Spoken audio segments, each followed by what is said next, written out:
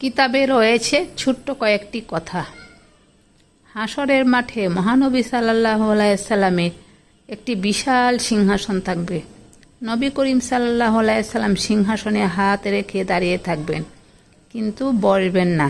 তখন আল্লাহ তাআলা বলবেন, আপনি বসছেন না কেন বন্ধু?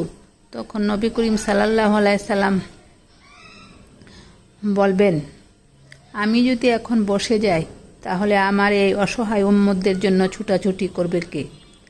তাই আমরা বেশি বেশি দুরূদ পাঠ করব। আয়াতুল কুরসি পড়ে বাড়িতে ঢুকলে দারিদ্রতা সেই বাড়িতে প্রবেশ করতে পারবে না। ওযু করার সময় আয়াতুল কুরসি পড়লে আল্লাহর নিকট 70 গুণ মর্যাদা বৃদ্ধি পাবে।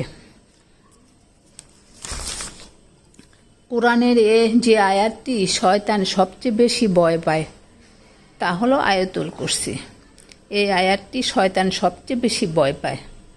রাসূলুল্লাহ সাল্লাল্লাহু আলাইহি সাল্লাম বলেন, যে ব্যক্তি রাতে আয়াতুল কুরসি পড়ে ঘুমায়, আল্লাহ একজন ফেরেশতা নিয়োজিত রাখেন, যিনি সকাল পর্যন্ত তাকে শয়তান থেকে রক্ষা করেন।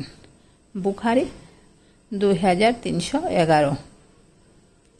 প্রতিদিন পড়ুন, শেয়ার করুন।